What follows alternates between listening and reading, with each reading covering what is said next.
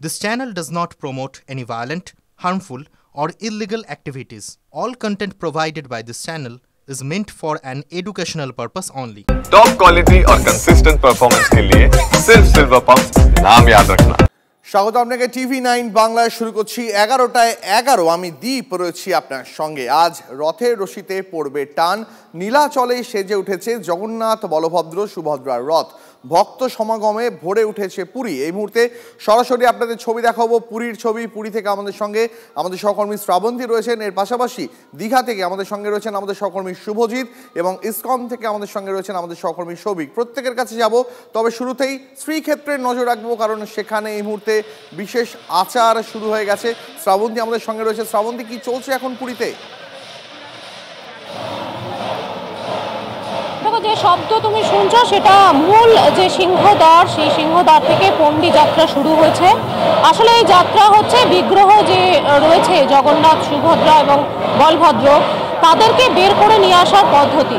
সাধারণত যে সমস্ত সেবায়িতরা থাকেন তারা এভাবেই বের করে নিয়ে আসেন এই সমস্ত দেবতাদের, এবং সেখানে একটা আলাদা রিচুয়ালস মানা হয়। প্রথমে ঘট সহ বাদবাকি যাবতীয় সামগ্রী সেগুলিকে নিয়ে আসা হয়, চাঁদোয়া হাঁটিয়ে সেগুলিকে নিয়ে আসা হয়। এবং একটা অত্যন্ত ঐতিহ্যবাহী বিষয় হলো, যে সময় জগন্নাথ দেব তিনি বের হন সকল ভক্তদের উদ্দেশ্যে তাদেরকে দর্শন দেওয়ার জন্য, যারা এই ওড়িশায় রয়েছেন, যারা নৃত্যশিল্পী, তারা সকাল থেকে থাকেন, তারা তাদের নৃত্যের মাধ্যমে এটা বিশ্বাস করা হয় যে তারা এই দিনটা এভাবে উদযাপন করছেন, এবং তাদের গোটা বছরের যে সাধনা সেটা জগন্নাথ দেবকে এদিনকে দেখাতে হয়। এবং আমরা দেখতে পাচ্ছি একেবারে শুরুতে যে ছবিটা দেখছি, সিংহদ্বারের সামনে বিভিন্ন ধরনের বাদ্যযন্ত্রের ব্যবহার করা হচ্ছে। সেই বাদ্যযন্ত্রের মাধ্যমে স্বাগত জানানো হচ্ছে, বিগ্রহদের নিয়ে আসা হচ্ছে বাইরে। তার একটা পদ্ধতি শুরু হয়েছে, এই গোটা পদ্ধতিকে বলে পণ্ডী। সাধারণভাবে এর পিছনেই রথ থাকে, রথে একে একে নিয়ে যাওয়া হয়। প্রথমে জগন্নাথ দেবকে নিয়ে যাওয়া হয়, তারপর বলভদ্র এবং সবশেষে সুভদ্রা। রথে নিয়ে যাওয়ার প্রক্রিয়া আপাতত শুরু হয়ে গেছে, এবং এই প্রক্রিয়া শুরুর আগে জগন্নাথ দেব আজকে যেহেতু বেরোচ্ছেন এতদিন পরে, তিনি বিশেষ কিছু খাবেন না। তিনি অন্য দিনের মতো 56 ভোগে যে সাজানো হয় সেটা আজকে তাকে দেওয়া হবে না। খিচুড়ির ব্যবস্থা করা হয়েছে, এবং সেটা সকাল 10টার আগেই সমস্ত কার্য সম্পন্ন করা হয়। অবকাশের পরে থাকে সিঙ্গার, অর্থাৎ তাকে সাজানোর পদ্ধতি। সেই সমস্ত রীতি রেওয়াজ সেগুলি শেষ হয়েছে। যে কথা না বললেই নয়, যে এমনটা দেখতে পাচ্ছি যে আর বাদবাকি যারা শুধুমাত্র ওড়িশা পুলিশের মাধ্যমে যে পাস পেয়েছে তারা ছাড়া কাউকে এই জায়গাটায় ঢুকতে দেওয়া হয় না। বাকি পুণ্যার্থীরা এই সময় ঠিক এর বাইরে বলা যেতে পারে কয়েকশো মিটার দূরে তারা অধীর আগ্রহে অপেক্ষা করছেন। এক কথায় বলতে গেলে পুরীর প্রত্যেক বছরের ছবিতে এবছরে কোনো রকম হেরফের হয়নি, ছবিটা একই রয়েছে। শ্রাবন্তী, সেই ছবি আমরা এই মুহূর্তে দেখতে পাচ্ছি। একদিকে আপনাদের পুরীর ছবি দেখাচ্ছি, আর পাশাপাশি আপনাদের আরও একটা ছবি দেখাচ্ছি, দীঘার ছবি। এই মুহূর্তে আরও একটা ছবি দেখাচ্ছি, পুরীর ছবি দেখাচ্ছিলাম এতক্ষণ আপনাদের। এবার জগন্নাথের ছবি। জগন্নাথ দেবকে মন্দির থেকে বাইরে বার করে আনা হচ্ছে, তাকে কিছুক্ষণের মধ্যেই রথে তোলা হবে দীঘা থেকে। সেই মুহূর্তে ছবি দেখাচ্ছি আরও একবার আপনাদের। রথযাত্রার সব থেকে বড় কভারেজ টিভি9 বাংলা। এই মুহূর্তে রাজ্য, দেশ, বিদেশের সব রথযাত্রার ছবি আপনারা দেখতে পাবেন বাড়িতে বসে টিভি9 বাংলায়। দীঘা থেকে আমার সহকর্মী শুভজিৎ রয়েছেন আমাদের সঙ্গে এই মুহূর্তে। সরাসরি শুভজিতের কাছে চলে যাব। শুভজিৎ, আমরা দেখতে পাচ্ছি জগন্নাথ দেবকে আস্তে আস্তে মন্দির থেকে রথে বাইরে এনে রথে তোলার যে প্রক্রিয়া, সেই প্রক্রিয়া ইতিমধ্যেই শুরু হয়ে গেছে। কি চলছে এখন? দীপ, এর আগে শ্রাবন্তী দেখাচ্ছিল যে পহন্দি যাত্রার ছবি। পহন্দি যাত্রা পুরী চিরাচরিত রীতি, এর সঙ্গে অনেক আধ্যাত্মিকতা জড়িয়ে আছে, অনেক আচার জড়িয়ে আছে, অনেক ইতিহাস জড়িয়ে আছে। কিন্তু প্রথমবার এই পহন্দি যাত্রা হতে চলেছে বা হয়ে চলেছে দীঘাতে। 9:57 নাগাদ সুদর্শন চক্রকে নিয়ে আসা হয়, এবং 3টে যে রথ রাখা আছে প্রত্যেকটা রথের সুদর্শন চক্রকে নিয়ে পরিক্রমা করা হয়, এবং তারপর সেই সুদর্শন চক্র বলরামের রথে রাখা হয়। ঠিক তখন বাজে 9:57।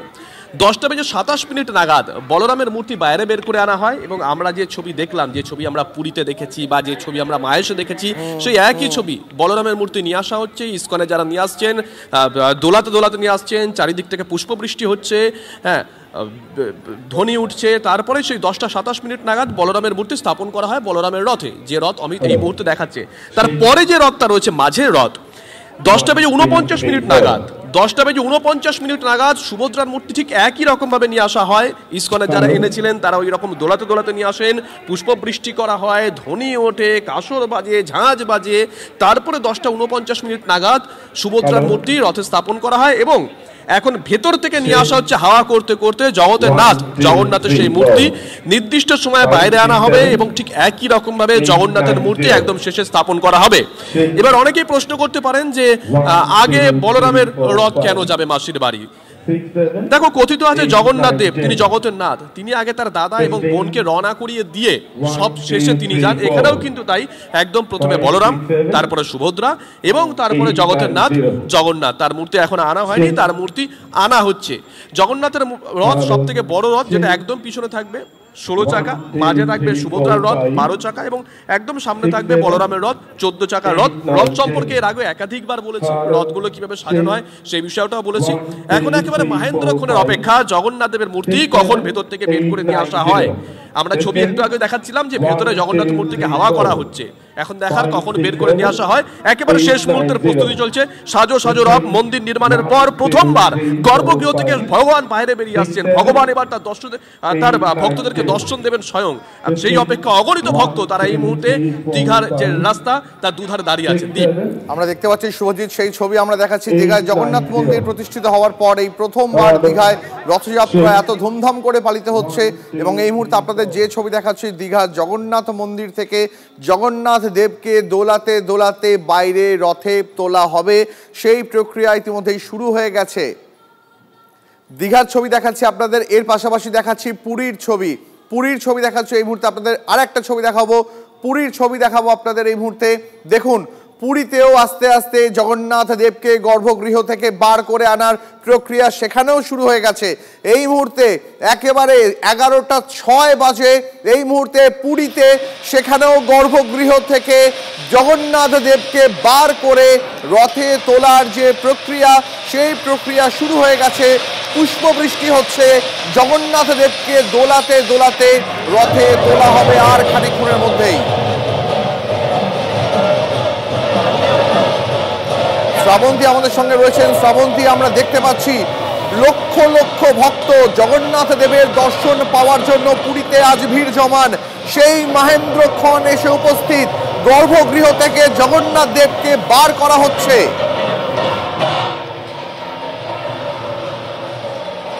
একেবারে দীপ, এবং একটা বিষয় লক্ষণীয় যে এখানে শুধুমাত্র একটা রাজ্যের মানুষ আসেন না, গোটা দেশের মানুষ আসেন। বোধহয় গোটা বছর ধরে তারা অপেক্ষা করে থাকেন এবং যেটা কথিত রয়েছে, যেটা দীর্ঘদিনের বিশ্বাস রয়েছে যে দেবী গুজন্ডী যখন চেয়েছিলেন জগন্নাথ দেবের কাছে যে তিনি আসুন, তিনি এসে সকলকে অন্তত একবার দর্শন দিক। বহু সময় এটা বিশ্বাস করা হতো যে যারা অনেক পাপ কাজ করেছে তারা মন্দিরে যেতে পারেন না, তাদের জন্য অন্তত জগন্নাথ দেব আসুন। একই সঙ্গে ভক্ত আর ভগবান তারা মিলেমিশে একদিন একাকার হয়ে আসেন। রোজ ভক্তরা তারা আসেন মন্দিরে পুজো দেন, আর একদিন ভক্তদের উদ্দেশ্যে বের হন পুরী থেকে জগন্নাথ দেব। সাধারণভাবে পুরীর জগন্নাথ মন্দিরে বেশ কিছু নিয়ম রয়েছে, যেমন বিশেষ ধর্মের মানুষ ছাড়া এখানে কেউ প্রবেশ করতে পারেন না। আবার এটাও বলা হয় যে জগন্নাথ দেব আশেপাশে সবার জন্য একদিন দর্শন দেন। জগন্নাথ আসলে এখানে সকলের দেবতা, আর এই মুহূর্তে এই সেই সন্দিগ্ধ তিনি আস্তে আস্তে গর্ভগৃহ থেকে তাকে বের করে নিয়ে আসা হচ্ছে। শ্রাবন্তী, দেখতে পাচ্ছি আমরা সেই ছবি, পুরী থেকে যে ছবি শ্রাবন্তী আমাদের দেখাচ্ছিল, গর্ভগৃহ থেকে জগন্নাথ দেবকে বার করা হচ্ছে, তাকে দুলিয়ে দুলিয়ে এবং তার সঙ্গে ভক্তরা পুষ্পবৃষ্টি করছেন, তাকে রথে তোলা হবে আর খানিকক্ষণের মধ্যেই যাবতীয় রীতিনীতি মেনে অনুষ্ঠান শেষের পর গুন্ডিচা মন্দিরে মাসির বাড়ির উদ্দেশ্যে রওনা দেবেন জগন্নাথ দেব। এই মুহূর্তে পুরী এবং দীঘার ছবি পাশাপাশি দেখাচ্ছি আপনাদের। পুরী মানেই শ্রীক্ষেত্র, শ্রীক্ষেত্র মানেই রথযাত্রার একদম মানে প্রত্যেক ভক্ত, অগণিত লক্ষ লক্ষ ভক্ত তারা পুরীতে যেতেন এতদিন রথযাত্রার জন্য। এবার বাঙালির সেই আবেগে কোথাও যেন খানিকটা থাবা বসিয়েছে দীঘাও, কারণ জগন্নাথ মন্দির প্রতিষ্ঠিত হওয়ার পর প্রচুর রাজ্যবাসী, প্রচুর বাঙালি, প্রচুর হিন্দু এই মুহূর্তে কিন্তু দীঘামুখীও। শুভজিৎ আমাদের সঙ্গে রয়েছেন, আরেকবার চলে যাবো সরাসরি শুভজিতের কাছে। শুভজিৎ, আমরা দেখতে পাচ্ছিলাম গর্ভগৃহ থেকে দুলিয়ে দুলিয়ে পুষ্পবৃষ্টির মাধ্যমে জগন্নাথ দেবকে ধীরে ধীরে বাইরে বার করে আনা হচ্ছিল। এরপর কি কি আচার উপাচার পালন করা হবে?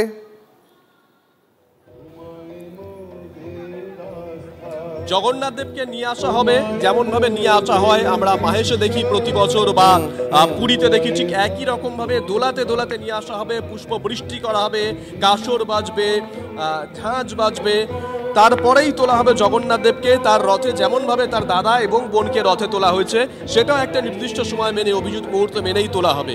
ইতিমধ্যেই কিন্তু জগন্নাথ, বলরাম এবং সুভদ্রা তারা তো মাসির বাড়ি যাচ্ছে, তাদের জন্য তো খাবার দাবার দিতে হয়, ইতিমধ্যেই কিন্তু সেই খাবার দাবার তাদের রথে দেওয়া হয়েছে।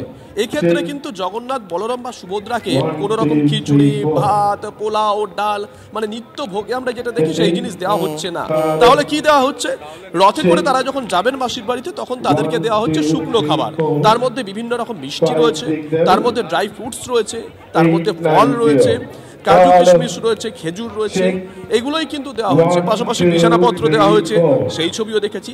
মাসির বাড়ি পৌঁছানোর পর, যদিও ডিস্টেন্সটা এখানে কম, 1.5 কিলোমিটারেরও কম, সময়টা অনেকটাই লাগবে, মাসির বাড়ি পৌঁছানোর পর কিন্তু মাসি আদর করে জগন্নাথ, বলরাম এবং সুভদ্রাকে 56 ভোগ রান্না করে খাওয়াবেন। তার মানে ওইখানে কিন্তু এলাহি আয়োজনের ব্যবস্থা করা হয়েছে।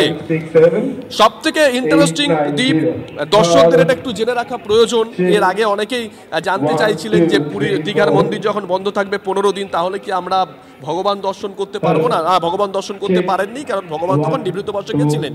আগামী 7 দিন কিন্তু তারা 2 জায়গাতেই ভগবানকে দেখতে পারবেন। এক মাসির বাড়িতে, যেখানে নিয়ে যাওয়া হচ্ছে নিম কাঠের মূর্তি, যে মূর্তিগুলো একে একে ইতিমধ্যে বলরামের মূর্তি, সুভদ্রার মূর্তি তোলা হয়েছে, জগন্নাথের মূর্তি নিয়ে আসা হচ্ছে। আর মূল যে মন্দির, সেই মন্দিরে কিন্তু এই 7 দিন 8 দিন থাকবে পাথরের মূর্তি, মানে প্রস্তর খণ্ডের যে মূর্তি, সেই মূর্তি। এখানেও নিত্য পুজো করা হবে। অর্থাৎ 2 জায়গাতেই কিন্তু এসে আগামী 7 দিন 8 দিন পর্যটকরা, দর্শনার্থীরা তারা কিন্তু জগন্নাথের দর্শন পাবেন। একেবারে শুভজিৎ, অনেক ধন্যবাদ তোমাকে। এই ছবি আমরা দেখতেই থাকবো আজ দিনভর। রথের সব থেকে বড় কভারেজ আপনি দেখতে পাবেন TV9 বাংলায়। বাংলা তো বটেই, এবং গোটা দেশের যেখানে যত বড় রথযাত্রা আছে সব ছবি, সব খবর সবার আগে পৌঁছে দেবো আমরা আপনার কাছে। এই মুহূর্তে আমাদের আরেক সহকর্মী সৌভিক আমাদের সঙ্গে রয়েছেন সরাসরি ইসকন থেকে। পুরীর ছবি দেখলাম, দীঘার ছবি দেখলাম, একেবারে এবার ইসকনের ছবিটা সৌভিক আমাদের একবার দেখাবে। সৌভিক, এই মুহূর্তে ইসকনের রথযাত্রার ছবিটা একবার দেখতে চাইবো। তুমি দেখো এই মুহূর্তে যে ছবিটা, যে রথটা দেখানো হচ্ছে, এটাই হচ্ছে কিন্তু জগন্নাথের রথ। এবং তুমি দেখতে পাচ্ছ যে বৃষ্টির মধ্যেও কিন্তু মানুষ, প্রচুর মানুষ, প্রচুর ভক্ত, তারা কিন্তু উপেক্ষা করে এখানে এসছে শুধুমাত্র জগন্নাথের একবার দর্শন করবার জন্য। এবং আজকের দিনে যেহেতু জগন্নাথ দেব তার ভক্তকে দর্শন দেওয়ার জন্য একেবারে রাস্তায় বেরোয়, তুমি দেখতে পাচ্ছ প্রচুর মানুষজন, তারা কিন্তু সকাল থেকে পুজো দিয়ে যাচ্ছে। এবং পুরী দেখেছি আমরা, দীঘা দেখেছি, সেক্ষেত্রে কিন্তু ইসকনের উন্মাদনাটা কিন্তু অনেকটাই বেশি রয়েছে, কোনো জায়গায় কিন্তু কম নেই। কারণ প্রত্যেক বছর কিন্তু মুখ্যমন্ত্রী মমতা বন্দ্যোপাধ্যায় এখানে এসে এই রথযাত্রায় অংশগ্রহণ করেন, যদিও এবার দীঘাতে মুখ্যমন্ত্রী উপস্থিত থাকছেন। এবং তার জন্য কিন্তু এখানে সবাই ভাবছিল যে হয়তো এখানে উন্মাদনা কম থাকবে, কিন্তু মানুষের ভিড়, ভক্তদের টান, অর্থাৎ বিশ্বাস, জগন্নাথ দেবের উপর বিশ্বাসী কিন্তু সকাল থেকে মানুষজন ভিড় করেছে। এবং আজকের বিভিন্ন সাংস্কৃতিক অনুষ্ঠানের মধ্যে দিয়ে কিন্তু দুপুর 1টার সময় এই রথযাত্রা শুরু হবে। এবং তোমাকে জানিয়ে রাখি, এই রথ যাবে হচ্ছে ব্রিগেড প্যারেড গ্রাউন্ডে, AJC Bose Road, Sarat Bose Road, Hazra Road, SP Mukherjee Road, Chowringhee এবং পার্ক সার্কাস 7 ক্রসিং অতিক্রম করে সেটা কিন্তু যাবে হচ্ছে ব্রিগেড প্যারেড গ্রাউন্ডে। সেখানে 7 দিন থাকবে, 7 দিন সেখানে নিত্য পুজো হবে। আবার 7 দিন পর নিজের বাড়ি, অর্থাৎ জগন্নাথ দেব তার নিজের বাড়িতে চলে আসবে। এবং এই যে 3টি রথ দেখানো হচ্ছে, এই 3টির মধ্যে কিন্তু সবচেয়ে উঁচু যে রথ সেটা হচ্ছে এই জগন্নাথ দেবের রথ, এবং যার উচ্চতা প্রায় 38 ফুট। এবং যেহেতু কলকাতার রাস্তা অনেকটাই ঘিঞ্জি, তার জন্য এই রথগুলোকে কিন্তু বিশেষভাবে তাদের যে উপরের চূড়া সেগুলো তৈরি করা হয়েছে, সেগুলো কিন্তু ভাঁজ করা যায়। মধ্যিখানে যেটা রয়েছে সেটা হচ্ছে সুভদ্রার রথ, এবং পরবর্তীকালে বলরামের রথ। এবং কিছুক্ষণ মধ্যে, অর্থাৎ একেবারে সবিক সেই ছবি আমরা দেখতে পাচ্ছি। আমাদের সঙ্গে থাকো এই মুহূর্তে আপনাদের একই সঙ্গে দীঘা, পুরী এবং ইসকন 3টে ছবি দেখাচ্ছি আপনাদের পাশাপাশি। এই মুহূর্তে দেখতে পাচ্ছেন আপনারা এই মুহূর্তে পুরীর ছবি দেখতে পাচ্ছেন, লাখো ভক্তের ঢল পুরীতে। যথারীতি অন্যান্য বারের মতন দীঘাতে এবছর জনসমুদ্র আছড়ে পড়েছে, কারণ দীঘায় জগন্নাথ মন্দির প্রতিষ্ঠিত হওয়ার পর এই প্রথম রথযাত্রা বেরোচ্ছে। সেখানে স্বয়ং মুখ্যমন্ত্রী, রাজ্যের মুখ্যমন্ত্রী মমতা বন্দ্যোপাধ্যায় তিনি এই গোটা প্রক্রিয়াটি তদারকি করছেন এবং তিনি সোনার ঝাঁটা দিয়ে রাস্তা সাফ করার পরেই কিন্তু রথের চাকা গড়াবে। মুখ্যমন্ত্রী মমতা বন্দ্যোপাধ্যায় তিনি প্রশাসনিক কর্তাদের নির্দেশ দিয়েছেন ইতিমধ্যেই যে কি কি করতে হবে এবং কি কি নিরাপত্তা কিভাবে সেখানে মোতায়েন থাকবে, সমস্ত নির্দেশ খোদ মুখ্যমন্ত্রী দিয়েছেন। মুখ্যমন্ত্রীর বক্তব্য শোনাবো আপনাদের, পাশাপাশি শোনাবো রাজ্য বিজেপি সভাপতি সুকান্ত মজুমদার তার বক্তব্য। ঠিক 2:30-তে রথ স্টার্ট করবে, কিন্তু রাস্তায় লোক থাকবে না, লোক থাকবে ব্যারিকেডে। দুদিকে ব্যারিকেড করা হয়েছে যাতে কোনো স্ট্যাম্পেড হওয়ার সম্ভাবনা না থাকে। রথ কিছুটা যেতে যেতে কিছুটা থামবে, কারণ পথ তো খুব কম, মাত্র 1.5 কিলোমিটার মাসির বাড়ি যাওয়ার। একটু যেতে যেতে একটু থামবে, যেখানে মানুষ থাকবে তারা দেখতে পাবে, দর্শন করতে পারবে। আর দড়ি তো আমরা পুরো এর সাথে ছুঁয়ে দিচ্ছি, সুতরাং তারা দড়িটাও স্পর্শ করতে পারবে, যাতে দীঘার জগন্নাথ ধামে এই পূর্ণ যাত্রা, রথযাত্রা মাসির বাড়ি পর্যন্ত যাবে এবং উল্টো রথে মাসির বাড়ি থেকে আবার ফিরে আসবে। উভয় যাত্রায় যাতে শান্তিপূর্ণভাবে সুন্দরভাবে সমাপন হয়, আপনাদের সকলকেই স্বাগত জানিয়ে আপনাদের সকলের শুভকামনা এবং সহযোগিতা আবেদন করছি। মন্দির নিয়ে আমার কিছু বক্তব্য নেই, যদি ওটা মন্দির হয়ে থাকে। আমার বক্তব্য হচ্ছে আগে রাজ্য সরকারকে পরিষ্কার করে বলতে বলুন যে ওটা মন্দির না কালচারাল সেন্টার। আমরা এটা নিয়ে কনফিউশনে আছি, কারণ মুখ্যমন্ত্রী বলছেন জগন্নাথ মন্দির, তৃণমূলের নেতারা বলছেন জগন্নাথ মন্দির, আর ওই মুখ্য সচিব তার যে চিঠি তাতে লিখছেন কালচারাল সেন্টার। কোনটা বানিয়েছেন সেটা তো বলুন আগে, কিছুই বোঝা যাচ্ছে না। কলকাতা ইস্কনের ছবি দেখালাম, দীঘার ছবি দেখালাম, পুরীর ছবি দেখালাম আপনাদের। পুরীর পর সব থেকে প্রাচীন হুগলির মাহেশের রথ, এবার 629 বছরে পড়ল মাহেশের রথ। মাহেশের রথযাত্রার উৎসব অনুষ্ঠিত হয়ে আসছে সেই 14 শতক থেকে। শ্রীরামপুরের মাহেশ সিটি রোড লাগোয়া এই তীর্থক্ষেত্রে সারা বছরই ভক্তদের ভিড় লেগেই থাকে। এখানে সেই মুহূর্তের ছবি, এখানে সেই ছবি দেখাচ্ছি আপনাদের। ইতিমধ্যেই আমাদের প্রতিনিধি আশিক সেই ছবি সকাল থেকেই লাগাতার তুলে ধরছে। আশিক, এই মুহূর্তে মাহেশের যে রথ সেখানে কি চলছে, কি ঘটছে সেখানে?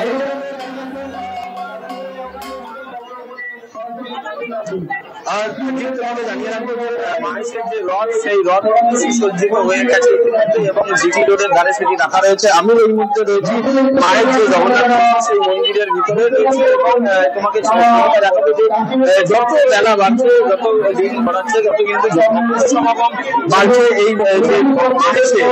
এবং সকাল 8টার সময় ভোগ দেওয়া হয় জগন্নাথ দেবকে এবং তারপরে 8:30টার সময় গর্ভগৃহ থেকে জগন্নাথ দেবকে বাইরে বের করে আনা হয় চাকালে এবং সেখানে এই মুহূর্তে পূজা পাঠ চলছে। সকাল থেকে পূজা পাঠ চলছে। দুপুর 2টার সময় দামোদর হবে এবং দামোদরের পরেই নারায়ণ শিলাকে প্রথমে তোলা হবে রথে এবং তারপরে একে একে সুভদ্রা, বলরাম এবং তারপরে জগন্নাথ দেবকে তোলা হবে। একেবারে রাজ দেখে সে জগন্নাথ দেবকে তোলা হবে। একদম আমরা শুনতেই পাচ্ছি ভক্তদের মুখে আজ শুধু একটাই শব্দ, জয় জগন্নাথ। ছবি দেখাচ্ছিলাম আপনাদের মাহেশের রথের ছবি। মাহেশেও সেখানেও গর্ভগৃহ থেকে জগন্নাথ দেবকে বার করে আনা হয়েছে এবং সেখানে পুজো পাঠ চলছে। আর খানিকক্ষণের মধ্যেই রথের উপর উপবিষ্ট হবেন জগন্নাথ, বলরাম এবং সুভদ্রা।